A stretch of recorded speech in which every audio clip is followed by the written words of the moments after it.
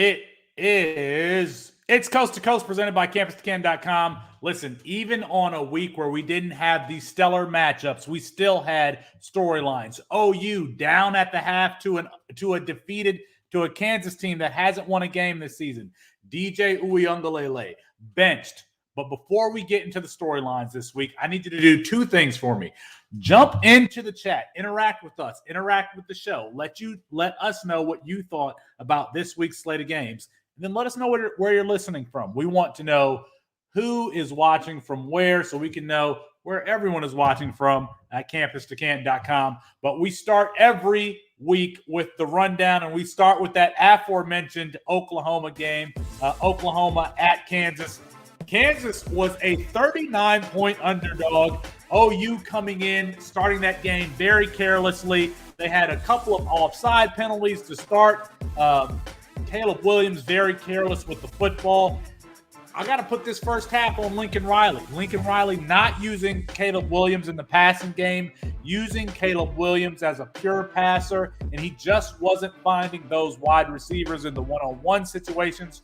Threw a pick early on. Camera cuts to Spencer Rattler. We didn't see Spencer Rattler today, but there was some tension early on with OU down 10-0 at half. But they started to put it on in the second half. They started to lean on Kennedy Brooks, completing on short passes, just executing. And then Caleb Williams with a backbreaker in the fourth quarter on a 4th and 3. They had him in the backfield. He makes a move, and he takes off for the touchdown. That would end up being the game-winning touchdown. But Kansas had its opportunities, one of which I think everyone has seen that play today, where Kennedy Brooks was stopped in the backfield. Caleb Williams takes the ball from his teammates, had the wherewithal to do it, and goes for the first down. Kennedy Brooks, let's give him credit. He had the wherewithal to actually give the ball to Caleb Williams as Caleb Williams is ripping the ball out of his hands. We're going to see a game like this for a young quarterback where he's feeling himself just a little too much, reading his headlines. But Oklahoma is still undefeated. They should still be at least the number 2 or 3 team in the country as they move on. They have a scare at Kansas. But they survived. Caleb Williams and the Oklahoma Sooners survived.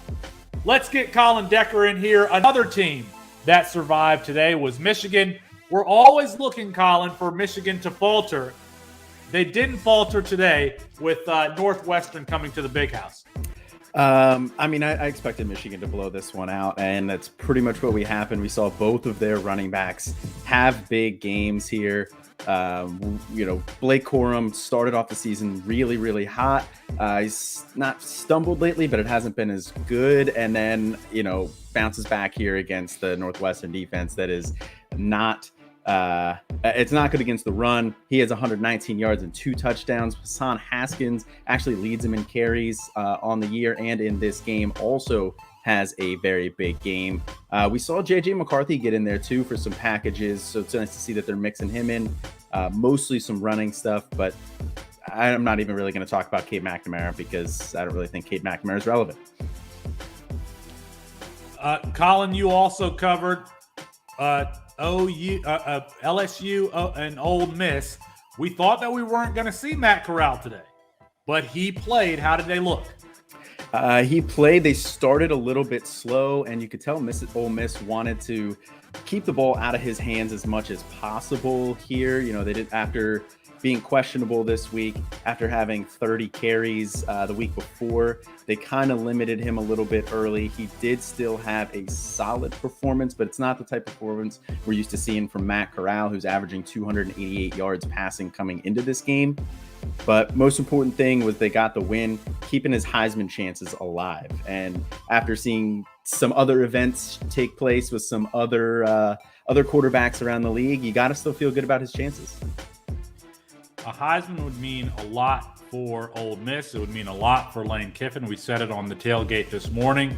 But for that program to get a Heisman, for Lane Kiffin to get a Heisman, when he is in consideration for probably both LSU and USC, that's going to be a lot for him. And if he stays at Ole Miss for recruiting, I believe Arch Manning was visiting Ole Miss today. So let's see how if you couldn't that... tell by the end zone. Yes, Arch Manning was visiting today. Oh, Arch sorry. Manning... maybe that was for Eli. I don't know. Arch Manning visiting as they retired Eli Manning's number today at Ole Miss. We appreciate it, Colin. Matt Bruning, the game of the day on a weaker slate was Oklahoma State at Iowa State. And this was a really, really good game, but Iowa State ended up pulling it out. Yes, yeah, they did. It ended up being a really good game. We talked a lot earlier that we thought Iowa was going to end up winning this, that Oklahoma State may have been a little bit overrated based on who they've played earlier in the season and not necessarily blowing them out. Spencer Sanders, just 225 through the air, does get 3 touchdowns.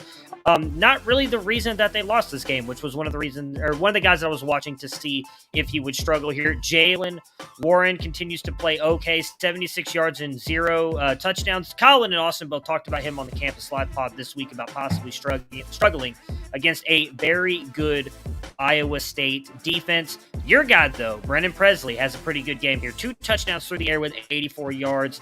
Tay Martin had a beautiful catch in this one, gets a touchdown to 80 yards as well. Let's talk about the winning side here, the Iowa State team. Brock Purdy looked decent. He was a guy that a lot of people hyped up last year, had a pretty decent game here, 307 yards through the air with 2 touchdowns. Breece Hall comes in a little bit lighter than I thought he was, especially on the rushing side. I thought he'd get over that 100-yard mark. Does get 70 and 1, adds 37 yards, but a big reason why this offense looked as good as they were. Charlie Kohler makes an appearance. I wish I could have Shaq's accent to do the Charlie Kohler, because he nails that every time. He had a big presence here in this game. Milton, couple big catches, but Xavier Hutchinson, the big guy here, 125 yards and 2 touchdowns. I mean, Iowa State, there was a team that a lot of people were talking about possibly winning that Big 12 conference. We saw them have probably one of their better games today, end up upsetting Oklahoma State. Oklahoma State falls, and we'll see. That's a team that probably could play in a New Year's Bowl game, so we're going to continue to pay attention to them. Lots of teams are being upset, so Oklahoma State could still be in it. Let's see what happens. All right, Austin Nace, get in here. I loved this game. This game was tight until the end. Carson Strong almost pulled it out with a near record-setting day in completions for a personal record in completions for him today. Throws for over 400 yards. Yeah, we'll start with Fresno. I guess they won. I feel like that seems like the direction you have to go there. This is possibly slightly hot takey. I thought Jake Haener outplayed Carson Strong, no matter what this box score said. Haener, especially for the first 3 quarters or so, before you could tell that Fresno was just trying to ice away that game, was just incredibly sharp. He had a lot of NFL throws out there tonight. A lot of difficult, cross field, hitting guys right in perfect timing and perfect stride. And you can tell that he's still really hurting from that injury that he picked up a couple weeks ago. There were a couple times where after the play, the camera kind of cut to him struggling to get up when he was hit after the play. That's going to be something to monitor, especially for Fresno the rest of the year. But yeah, big game there for him overall. 2 touchdowns, about 250 yards passing. The running game really kind of iced this away from them, though. Ronnie Rivers, the normal guy there, had a huge touchdown run a couple minutes into the game, finished with 3 carries, 80 yards, touchdown, but on that run got injured. And so he left the game, and in came Jordan Mims, a junior running back behind him there. And Mims was really good, had a couple of really nice chunk plays throughout the game, 23 carries, 135 yards, and a touchdown there.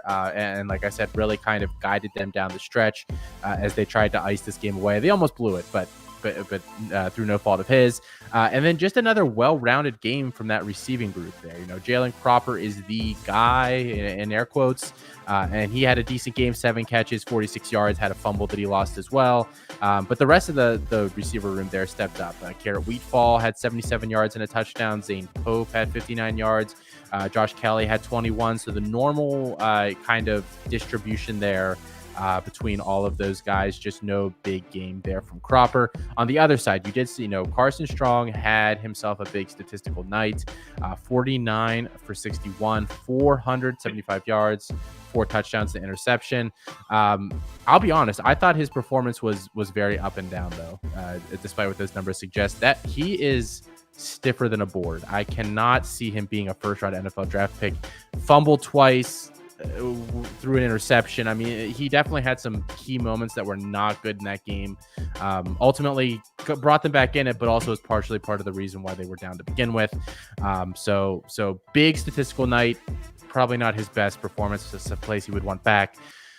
On the receiving end of things, Romeo Doubs, Cole Turner kind of split the large portion of the receiving work there. Doubs had 19 catches, 203 yards, and touchdown. Almost brought down the 2-point conversion at the end to send this game into overtime. Catches, 105 yards, 2 touchdowns, and he caught the touchdown that almost brought them even at the end. They were the two big targets there for him all night, and both are have NFL futures. I think it's nice seeing Nevada in some of these primetime games so people can see some of these guys like Turner, like Doubs, like Strong that we've been talking about for over a year here now. But so close game. Fresno pulls it out by 2, and one that I think Nevada would probably want back if they could go back in time a little bit. For the audience in the notes, Austin has Carson Strong's big statistical day in all caps, as though it's ironic. Although he's trying to be ironic. 49 for 61, 475 and 4. Not enough for Austin Nace. All right, let's move on here to Matt Bruning. Matt, get back in here. Ohio State at Indiana. This one was very early on. It looked like Indiana had a chance, but Ohio State ended up running away with it. And you're muted, Matt Bruning. I know you got to be excited about TreVeyon. That's because you don't look at the private chat, my friend. All right, Ohio State, Indiana. My goodness. All right, so CJ Stroud had himself a game. I talked a little bit about this on Coast to Coast. I think these defenses were going to challenge him a little bit more than what we've seen earlier in the season. That did not happen here. Now, granted, they did have a couple of their corners out, but he made some impressive throws out there. 21 of 28, 266 yards, and 4 touchdowns. Got a little bit out of control here in the third, fourth quarter. They ended up putting Kyle McCord and Jack Miller in, as they have in some of these other games. TreVeyon Henderson came out there for a carry, got injured, came back out. We saw your guy, Mayan Williams, come in for a little bit. He had 8 carries, 60 yards, and a touchdown. Then TreVeyon Henderson comes back out there and does even better. 9 carries for 81 yards and 2 touchdowns. That's a 9-point average to the 7.5 scrub Mayan Williams. We saw Evan Pryor actually get a little bit of run here in the fourth quarter. He looked really good as well. But the receivers, I mean, what else can you say? Jackson Smith-Njigba, 99 yards on 6 catches. Garrett Wilson, 59 on 5. Jeremy Ruckert was the guy who got 2 touchdowns in this one. It was good to see him get a little bit more involved. And then Chris Olave did get a touchdown as well on 24 yards on 2 catches. On Indiana's side, you talked a little bit about this on Coast to Coast, not having Penix out there and not knowing what they were going to do at quarterback. Tuttle got hurt early on in this game. We saw McCulley come in for a little bit. There really wasn't much to talk about outside. I mean, Peyton Hendershot, looked good. He's a guy who probably has some NFL future, but outside of him, not much to talk about Indiana's side. Just a really, really bad game for Indiana. Bad game for Indiana. Mayan Williams looks okay. TreVeyon Henderson looks much better. He's got to be a top 1 or 2 pick in C2C leagues and in Debbie leagues. Next season, he's been outstanding as a freshman. Looks very much like Reggie Bush, who is all of a sudden likes Wendy's breakfast for some reason. All right, and I put my money on Reggie Bush never having eaten Wendy's breakfast in his life. All right, let's go to Colin Decker. Colin, get in here. Colin, USC at Notre Dame. That's a big rivalry game. Some picked USC as a potential upset at Notre Dame, but it looks like Notre Dame did just enough to get the W. Yeah, I felt pretty comfortable with Notre Dame in this one. There wasn't too much of a doubt. They got up early, and I mean, we saw the Notre Dame rushing attack that we're used to seeing in years past. It looks like their offensive line, the new unit that they got out there, I believe they replaced the entire right side of their line. It looks like that really worked because Kyron Williams went off 25 carries, 138 yards, 2 touchdowns, also had 6 for 42 through the air. public apology to the guy that I told to start Kennedy Brooks over Kyron Williams. That one did not work out too well. And then on the other side of the ball, it was the Drake London show. Explosive first half. He had 8 catches through the first half, ended up finishing with 15 for 171. Keontae Ingram also looked pretty solid against a pretty stout Notre Dame run defense there. I mean, they struggled early. It seemed like they started picking it up. Now, losing Kyle Hamilton was pretty big for that defense. But Keaton Slovis, again, just really couldn't get it done. Got to wonder if we don't see Jackson Dart next week. Maybe we'll see the freshman phenom in Jackson Dart. A lot of headlines today. Let's get everyone in here. Colin, you included, Matt Bruning, Austin Nace. I want to start with this one. DJ Uiagalelei is benched in this game today at Pitt. We called Pitt as winning this game. This one actually kind of got out of hand. You could see Spencer Rattler getting benched this season. He had the top player in the country behind him. This came out of left field for DJU as far as him not playing well. Tyson Pumachan comes up. Tyson Pumachan was a 4-star prospect in the 2019 class. DJU was the number 24 quarterback prospect of all time. And is benched today after throwing a shovel pass that was intercepted and taken back for a touchdown. PFF is trolling him. He's benched. Is this the end for DJU, folks? No, I don't think so.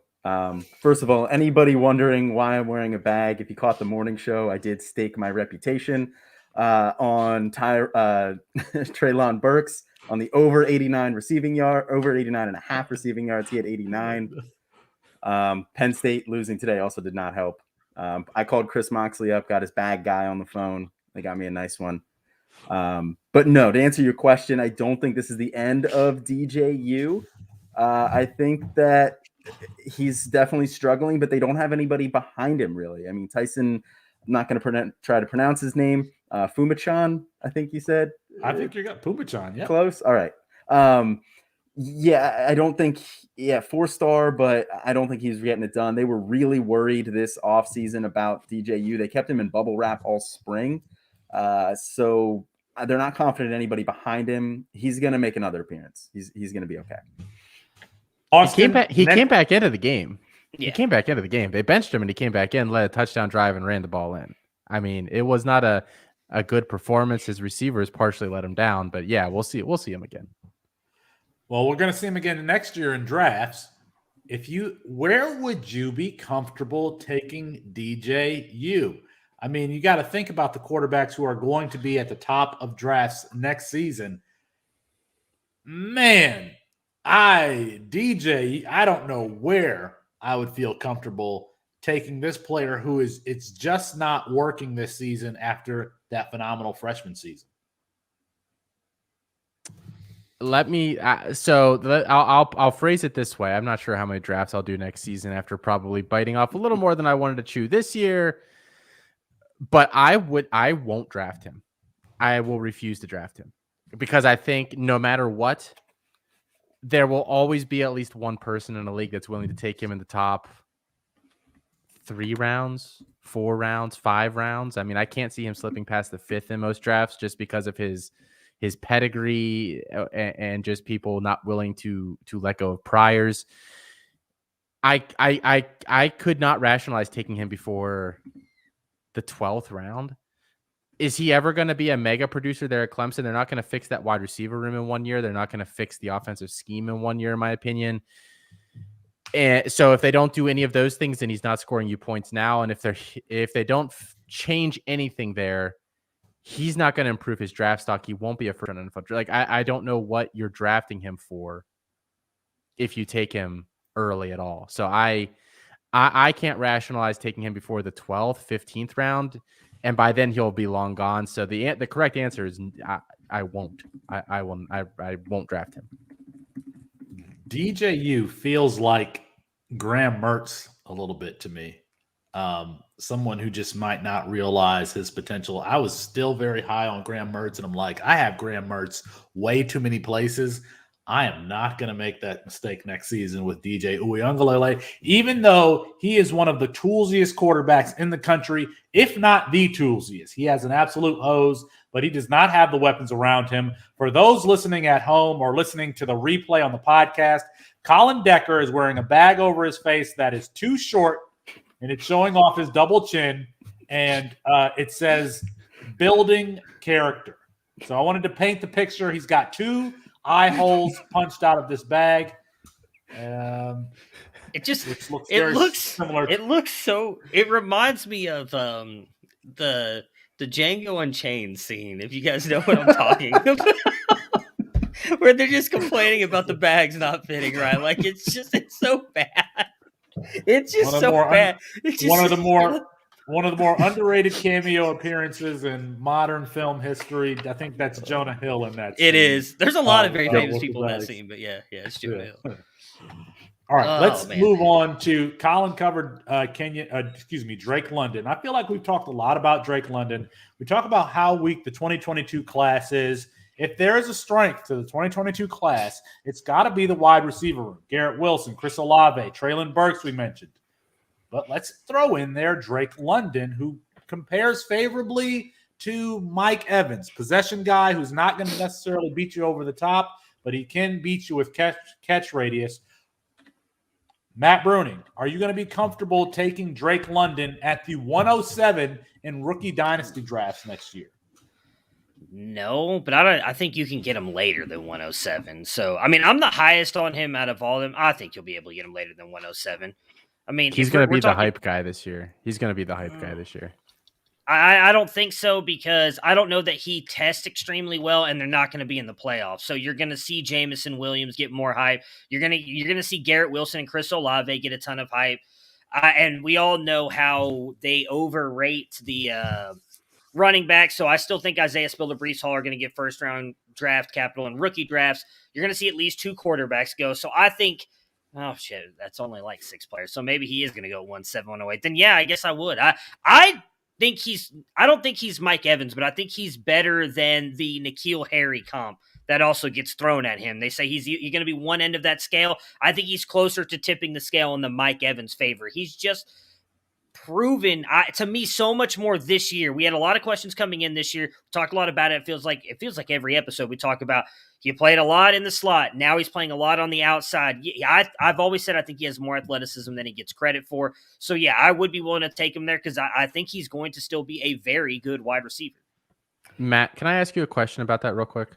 Sure. So it's something that doesn't get talked about a lot with receivers unless something's going really, really wrong.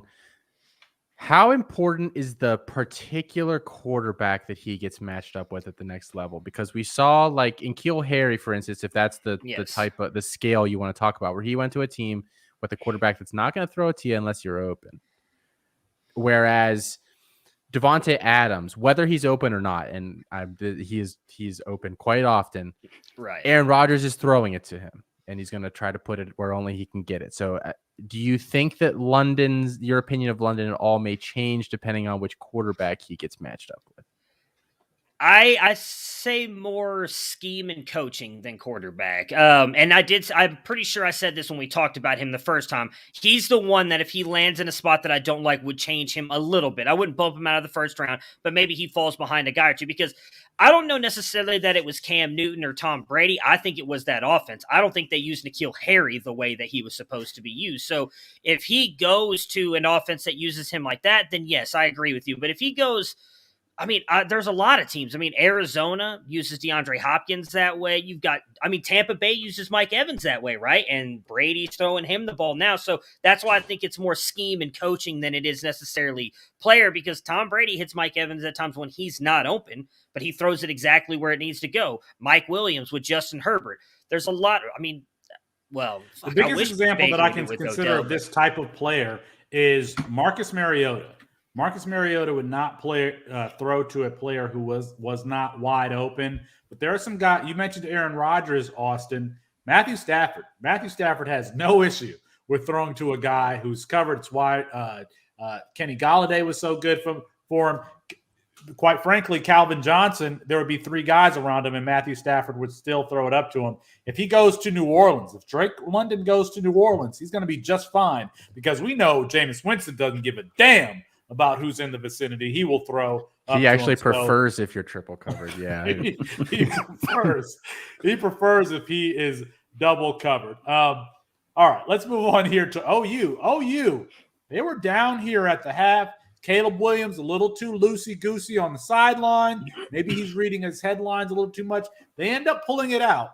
But that was a 39-point dog. Should we, Colin Decker, talk to us through your Ku Klux Klan hoodie? Tell us whether or not we should be concerned with the Sooners. No, I don't think we should be too concerned with them. I still think this offense is way more explosive with Caleb Williams at the helm. I think a little bit of it is them looking past Kansas. A little bit of that performance today was probably Caleb Williams reading his own headlines. Hopefully that woke him up. But I still think this team is going to run through the Big 12 for the most part. Now, they may catch a loss. Iowa State looked pretty good. If they end up facing them in the title game, possibly. Oklahoma State has been good all year. Now, they did lose today. So they may pick up one loss here, but overall, I still think they're the favorite in the Big 12. I still think they're going to make the playoff. Yeah, I mean, they've struggled with Kansas before, right? So I don't necessarily know if this is a Caleb Williams thing. I think it was Thor Nystrom that tweeted out, a lot of times you just have to throw out the record books when they go in to play Kansas because those games are always tight. So I don't know that this was a Caleb Williams thing because he turned it on in the second half. If he was reading his headlines, I don't know that he would have turned it on at all. I mean, they had a really great second half. They got blitzed a little bit in the first half. I mean, Kansas took the air out of the ball too, right? They took 9 minutes on that first drive. I mean, before you look up, it's 7-0, and there's 2 minutes left on the clock. I don't know that it was Caleb Williams. I think it's just they started off slow. They got it going. At the 25-minute mark, the possession was 21 minutes to 4 minutes. I can specifically remember that stat popping up on the screen, and you couldn't tell because the damn electricity went out. So the play clock and the game clock were both out, and they were not on the screen at all. So I was like, oh, that was like a 5-6 minute drive. They flashed to it, and it's like there's like 7 minutes left in the second half. You're like, oh, or in the first half, you're like, holy shit. It was so that was really weird too. It's kind of trippy. Yeah, Felix, you are muted. Yeah, that's why. Kansas playing lights out there. Heyo. I have not watched a lot of Kansas football, but Jason Bean is really, really athletic, and it's just like, man, I wish that he could go play somewhere else. He's like the type of guy that you could see switching positions, and then you see his name on the back of a jersey with an 80 on it, and you're like, is that Jason Bean from Kansas? He almost had them with the victory today. Let's talk a little bit about Jahan Dotson. And there was a highlight today where the ball was thrown to him, I believe, at the end of the first quarter, and he was covered. There was a corner, and there was a safety in the area converging on the ball, and he still makes the catch. We're going back to the discussion about this 2022 class. Is there a possibility that Jahan Dotson could be the best fantasy wide receiver of them all? And I ask that because he now has a reputation for making these kind of outstanding catches. He was a late bloomer, but man, does he look, he has the contested catch ability. I think that he's a plus athlete. I don't know that he's an elite athlete, but he makes some exciting plays around the football, gentlemen. Yeah, I think there's a chance. It's low, it's like 5% chance maybe. But I think he's good. I think he's more of like a complimentary guy. He's more of a number 2 wide receiver. I think he goes pretty early day 2 though. So, the draft capital will be there. And like you touched on, solid athlete for sure. Definitely going to perform well in that area. Penn State players always do, but I just like the other guys more. Anyone else? Yeah, No. he reminds me. I don't know that stylistically, but some of the catches that he makes reminds me of what I would see from Brandon Lloyd, like this player that no one was considering, a top wide receiver, but every once in a while they made just an absolutely ridiculous catch. And Jahan Dotson has some of that in him. Shout outs to friend of the show, Brandon Lejeune. He's been on Jahan Dotson very early on. I'm assuming that Brandon is a Penn State fan, given that he's in Philadelphia. Absolutely absurd game today. Absolutely absurd with Penn State taking on Illinois, 9 overtimes, which Colin Decker is calling the Sad Valley. The Sad Valley. I like to call it Petty Valley. And let's move on here to who saw the biggest change in Campus to Canton value in Campus to Canton formats today. A lot of good performances. Listen, Austin and Matt, you guys will not remember this, but I said I liked Sam Hartman very early on Debbie Debate, and he had an absolute day today. Where are his stats? Where did I put his stats? Did I not put his stats? He was 23 for 29 for 5 touchdowns. Let's keep in mind that Sam Hartman is the reason that Jamie Newman did not play early on in his career at Wake Forest. It took an injury. It took an injury for Jamie Newman to play, and he goes on and puts on an absolute show against Army today. Now, it's Army. I'm not saying that he's an NFL quarterback, but I think that he could be started for the rest of the season. I have one league where I have been starting him for the entire season. And if you have him and Jacory Roberson, that's an incredible stack. That's an incredible stack. Are you guys comfortable starting that duo for the rest of the season? Maybe. Hartman's only issue is he doesn't really offer that much rushing upside, so you really have to just hope for it has to be this kind of a game for him to compete generally with the Adrian Martinez's of the world, who kind of dominate some of the fantasy scoring. And also, just for anybody who didn't watch this game today, I've never seen so many players just running wide the fuck open, like 40 yards downfield. It was the most bizarre on both teams. It was very, very odd. So this, was probably his best game of the season statistically. Not that that's a bad thing. But he's probably startable. If you've seen there's 12 teams in the league and, 24 quarterbacks have to go each week, he probably falls within that range, I would say.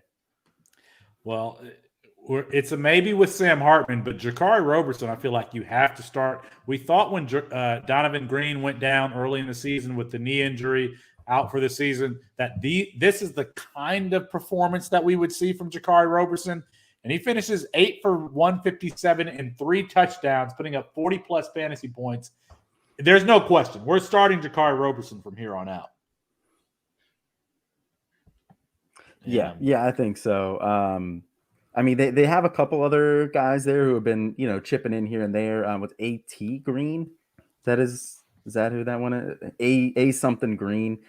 He's had some nice performances, but it's really the Jacory Roberson show.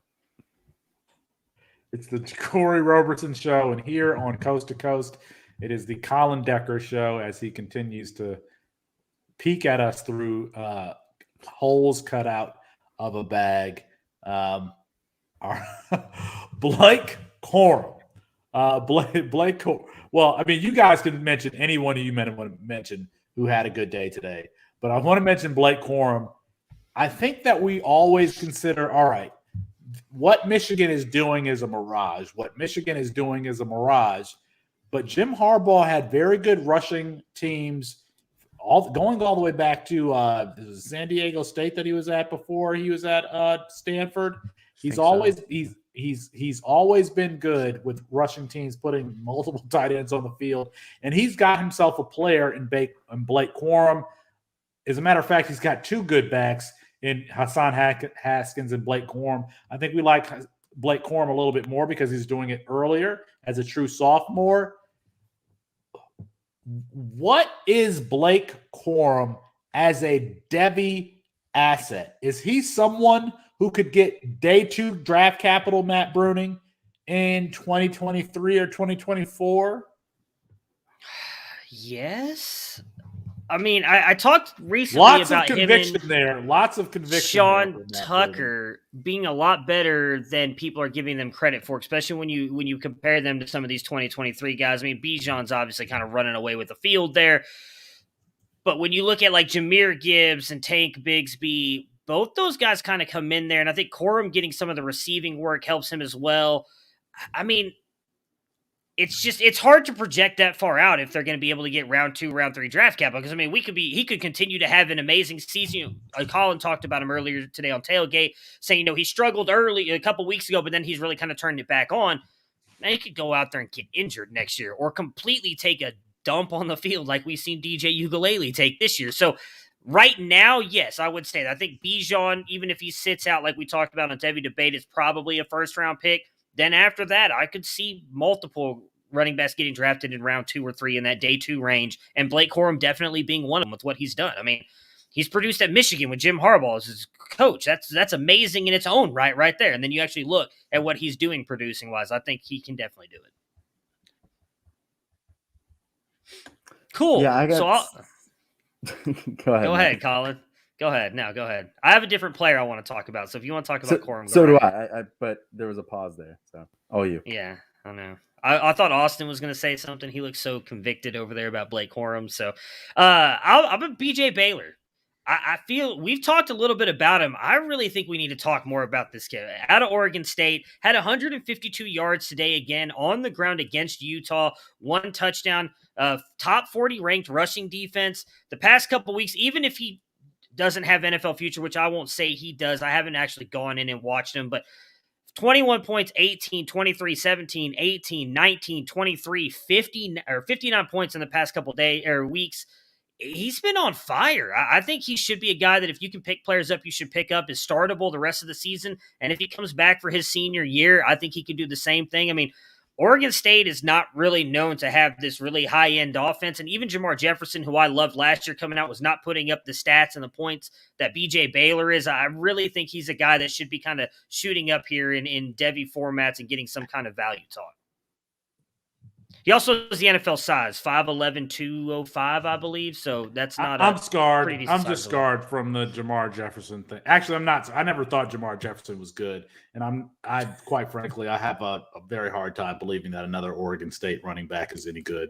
Colin Decker, who was the player that you wanted to highlight? So the guy I want to highlight is definitely not a Devy asset. He's a C2C guy, but big stock up for him. Garrett Schrader, quarterback for Syracuse, just continues to go out there and shred on the ground. He had 52.8 fantasy points today, 177 rush yards and 174 rush yards, 3 touchdowns, another 236 through the air and 2 touchdowns. I mean, moving forward, this guy is a QB1 on a week-to-week basis.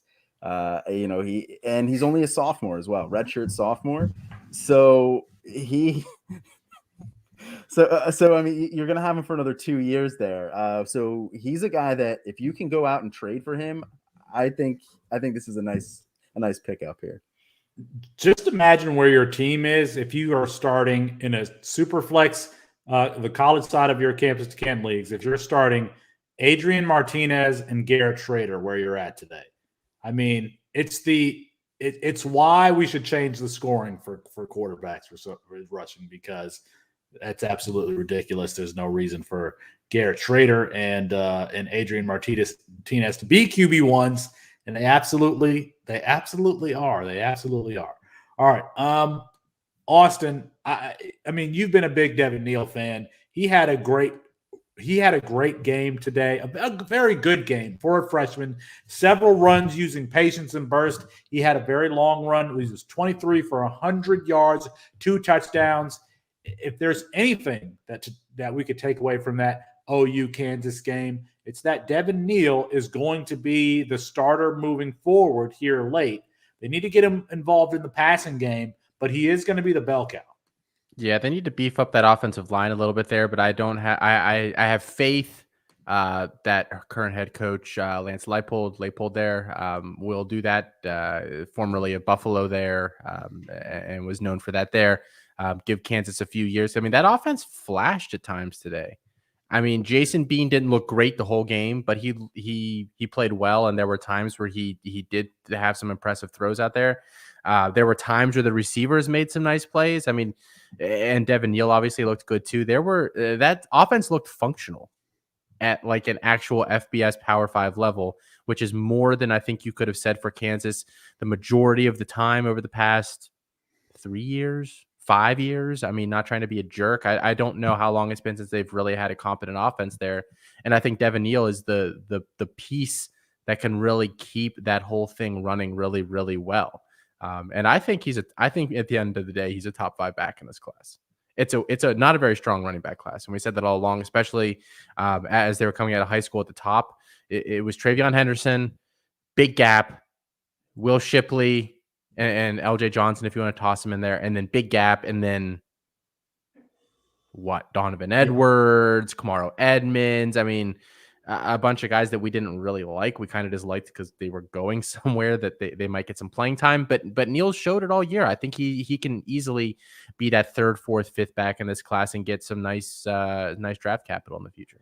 And, you know, Lance Leopold has not done this with his other running backs, but he needs to get Devin Neal involved in the passing game. That's something that he was emphasized in high school. And if they're going to emphasize his receiving skills in high school, they need to figure out a way to do that in college. That's one of the reasons why we liked him, is because he was a back with an all-purpose skill set. He's getting the volume now as far as rushing the ball, but let's get him some screens. Let's get him some wheel routes out of the backfield. Let's get him some arrow routes. I mean, that's just going to make your offense more dynamic and be able to stress those linebackers. If you do that, I mean, why not use a player with a skill set that way? We don't need to just hand him the ball and have him run up the middle every single time. If you're Kansas, how cool is it that you potentially are building something decent there? I mean, they're never going to be a national championship contender, but you're building something there, and the potential key piece is a kid that grew up right down the street from you, that was a 4-star kid that had offers from all over the place and stayed home at little old Kansas because he wanted to build something there. I think that's pretty cool. They definitely have the right coach to build something there. Any other players, Colin Decker? Yeah, I got one guy just real quick to highlight. Chase Brown. You're going to have nightmares about him later. No. Thank you. But no, that was not it. Jordan Mims, running back for Fresno State. Ronnie Rivers did leave the game there with an injury, and then Jordan Mims looked good. 23 carries, 134 yards, and a touchdown. Another 4 for 20 and a touchdown through the air. If this ends up being significant with Ronnie Rivers, definitely a guy to go pick up on your waiver wire. Yeah. Colin, here's a question for you on that one. This week, a lot of leagues do that dual waiver week pickup thing. So after week 8 is one that you would do.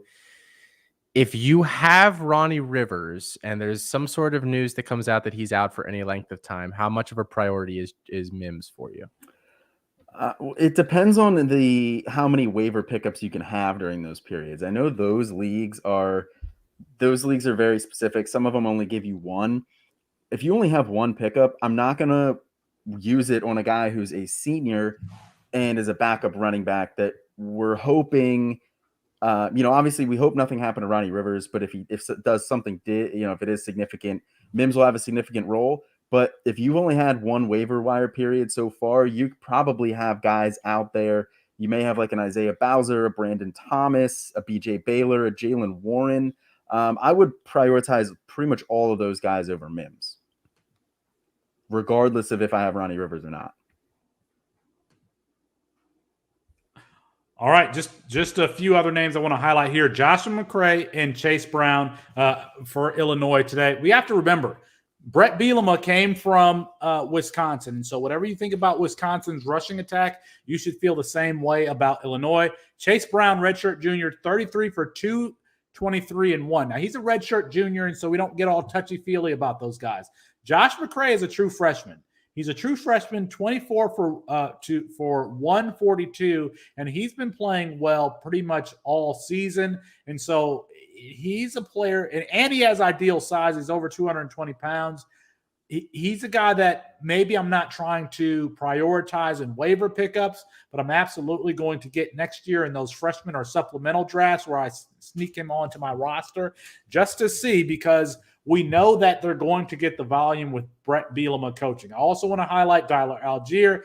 People know Tyler Algier's name by now, but he had a very good game today. He could be emerging as a name to watch in that 2022 running back class. If he decides to come out, I think that he should.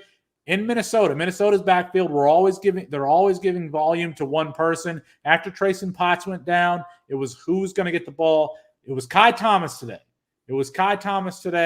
That had been a bit of a quagmire, but Kai Thomas was the one who was carrying the ball. And so be on the lookout for him in CFF leagues if you need a running back who's going to get some rushing volume. All right, boys. Anything else that we need to cover tonight? How come we talk about Pitt Clemson and we frame it as Clemson crap the bed and not Pitt freaking won? What's wrong with you guys? They look good today too. Pitt looked good. Kenny Pickett for Heisman. First rounder Kenny Pickett. 101, baby. Write it up Israel, now. How did Israel Abanikanda look today? Flashed a couple times, had a couple nice gains, got injured 8 minutes left, 10 minutes left the game. Took out a Clemson guy with him on the way out the door. No news as to what his injury was, though. We got a lot of storylines to look forward to next week. Penn State is at Ohio State. Then we've got the backyard brawl. Michigan goes to East Lansing, goes to Michigan State. Cincinnati, Tulane. Tulane did just get curb stomped by SMU, but I still think that's going to be a fun game. I think that's a Thursday or Friday night game. Did you just use the name backyard brawl to describe a game that is not Pitt WVU? I did. Yeah. The backyard brawl is Pitt WVU. Okay. Well, Google it. I just looked it up to make sure. Backyard brawl, Wikipedia, is an American college football rivalry between the University of I can't even remember what we called the in-state rivalry between Michigan and Michigan State. It's been a while since it's been a rivalry. Big brother, little brother. Yeah, I think that's what they call it. Well, we got two undefeated teams there, and it's in Michigan State. I wonder what that line is going to be like. I would think that they would be the underdog, but that's going to be, man, Big Ten football sucks, because that is not a game I'm looking forward to, even though it's going to be two top 10 teams. Georgia, Florida. I'm probably looking forward to that game the most. Do we see J2 Daniels? Is Anthony Richardson the starter? Anthony Richardson, who's absolutely terrible according to Austin Nace. I really want to see if he gets a starting role. We haven't seen him. In a full-time role. He's just had to dig Florida out of the hole that Emory Jones has created. Does he become the starter this week? And then a sneaky good game, undefeated SMU at 5-1 Houston. Clayton Tune, Nathaniel Dell, Tanner Mordecai, Danny Gray, Grant Calcaterra. There's a lot of guys in that game. I didn't even mention Alton McCaskill. There's a lot of guys in that game who are going to be starting for players as they move forward to the college playoffs on that side of their campus-to-camp leagues. By the way, you just mentioned Houston versus SMU. Huh. Clayton Tune, 13 for 16, 126 through the air, and only 2 touchdowns. Imagine that. I was told he was going to be really good this morning by Mr. Baghead over there. Just saying. Is there a second bag you can put on top of the first bag here? I staked my reputation on Treylon Burks, and that line didn't hit. So I don't really think you can take anything I say seriously. Listen, I told everyone were beforehand. I told everyone to sit everyone in the Wake Forest game for everyone for Wake Forest. I should probably have a plastic bag over my face for that call. Yeah. So, all right, that's going to be our show for tonight. Be sure to catch us next week when we go live. We take you from coast to coast. Catch us for the tailgate, 10 o'clock in the morning. But that's it for us tonight. Good night, America.